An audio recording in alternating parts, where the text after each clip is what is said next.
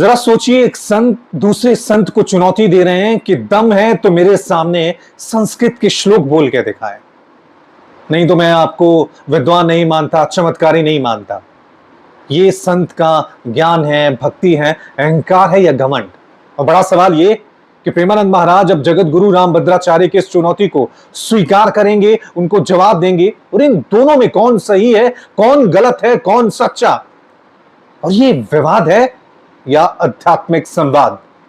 इसी का आज हम विश्लेषण करेंगे। नमस्कार दोस्तों, आपके साथ मैं हूं रवि ठाकुर। जगत गुरु रामभद्राचार्य का एक बयान आया जिसके बाद नई कंट्रोवर्सी शुरू हो गई कि रामभद्राचार्य ने प्रेमानंद महाराज का अपमान किया है। क्या ये अपमान है दोस्तों, या वाकई में रामभद्राचार्य ने जो सवाल उठाए हैं वो जायज सवाल है?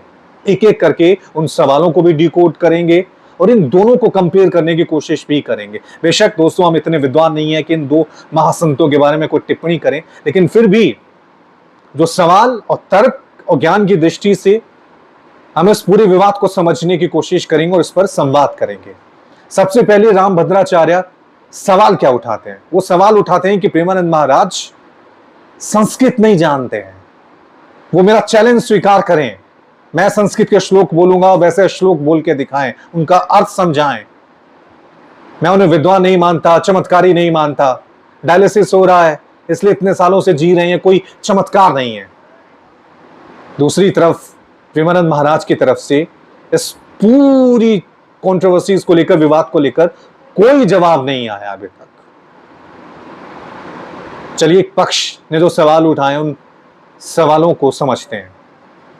रामभद्राचार्य कह रहे हैं कि जो शास्त्र नहीं जानता है, जो संस्कृत नहीं जानता है, वो विद्वान नहीं है, वो संत नहीं है और वो चमत्कारी नहीं है। ये सवाल उठाए हैं रामभद्राचार्य ने प्रेमानंद महाराज के खिलाफ। लेकिन रामभद्राचार्य जी से अगर सवाल पूछा जाए कि क्या प्रेमानंद महाराज ने कभी खुद दावा किया कि वो विद्वान है, वो संस्कृत के महाज्ञाता हैं,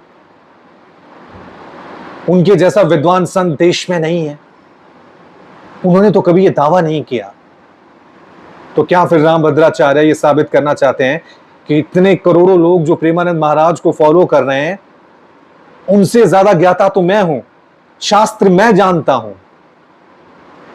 क्या ये मकसद है रामभद्राचार्य का?